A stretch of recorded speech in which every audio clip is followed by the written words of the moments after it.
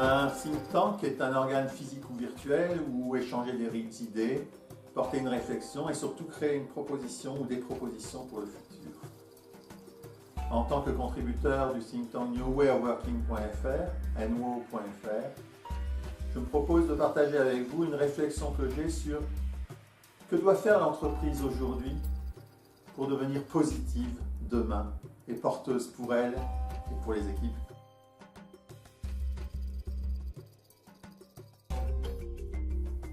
Alors je voudrais tout d'abord partir d'un élément que vous connaissez certainement, qui est la pyramide de Maslow.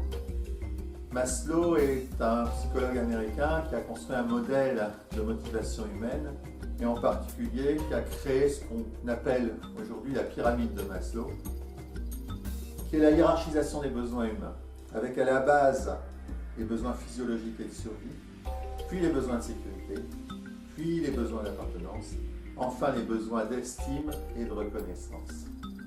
Et ce que Maslow stipule, c'est qu'on ne peut pas passer à la réalisation d'un besoin de niveau supérieur si on n'a pas réalisé les besoins de niveau inférieur. Par exemple, la personne affamée qui a vraiment besoin de manger, tant pis pour son besoin de sécurité, elle va attaquer le lion, quitte à en mourir. Mais il faut assurer le besoin physiologique. Alors en face de ça, je crois que la société, l'évolution de la société depuis 40 ans, a complètement bousculé cette pyramide. À la fois, on a réduit la base de la pyramide et à la fois, on en a inflaté la partie supérieure. Réduit la base parce qu'il y a 40 ans, quand on travaillait à vie dans l'entreprise, ou en tout cas, on retrouverait facilement du travail. Donc, on empruntait facilement pour acheter un appartement. On fondait une famille facilement. Aujourd'hui, les choses sont inversées. Demain, on n'est peut-être plus dans l'entreprise, on est au RSA. On ne peut plus emprunter, les banques ne nous prêtent plus. Beaucoup de gens ne peuvent plus avoir d'appartement, ne peuvent plus rêver réellement de fonder une famille.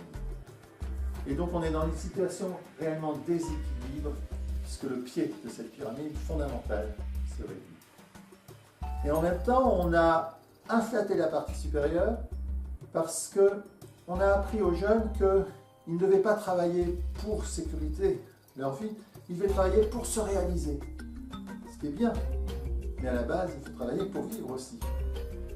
Et on a augmenté la durée des études. On travaillait souvent à 14 ans, maintenant c'est souvent à 30 ans. C'est-à-dire qu'on croit, après 15 ans d'études, qu'on va pouvoir apporter à la société de manière bien supérieure à ce qu'on pourrait en ayant peu fait.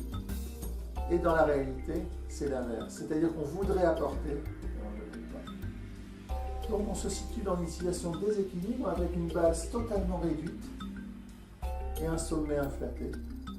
Ce qui fait que beaucoup de gens, pour pouvoir le supporter et pour pouvoir résister à ça, se créent un ego, quelque chose d'assez artificiel pour se protéger. Vous savez, l'ego, les jeunes de banlieue, avec leur capuche, qui se disent « moi je suis un caïd et je suis un fort ». C'est totalement artificiel, c'est totalement faible, mais ça permet de vivre cette situation impossible. Je crois que beaucoup d'entre nous, beaucoup de gens parmi nous, ont un ego pour résister à cet équilibre. Alors que peut faire l'entreprise ? Bien, moi je crois que si l'entreprise travaille sur les besoins fondamentaux, sur ce besoin de réassurance, de sécurité, de capacité à apporter à l'entreprise, de se sentir en appartenance, c'est-à-dire si on donne les outils aux gens pour pouvoir travailler ensemble, les rituels qui vont leur permettre d'échanger, de construire, si on crée l'écosystème pour grandir ensemble, on va permettre à la fois à la personne de grandir par elle-même, de se sécuriser à l'intérieur de l'entreprise, mais aussi à l'extérieur, c'est-à-dire qu'elle aura acquis des choses, des éléments, pour pouvoir retrouver du travail à l'extérieur. Et à ce moment-là, on aura restabilisé l'ensemble des hommes appartenant à l'entreprise sur une base claire, stable, sécure.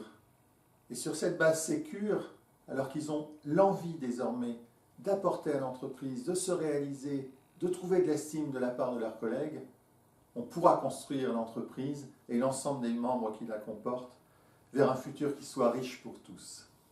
Je crois que c'est une vraie chance pour l'entreprise. J'essaye de travailler en ce sens dans mes interventions et je serai très heureux d'avoir vos retours et vos réactions afin de co-construire l'entreprise positive de demain. À bientôt.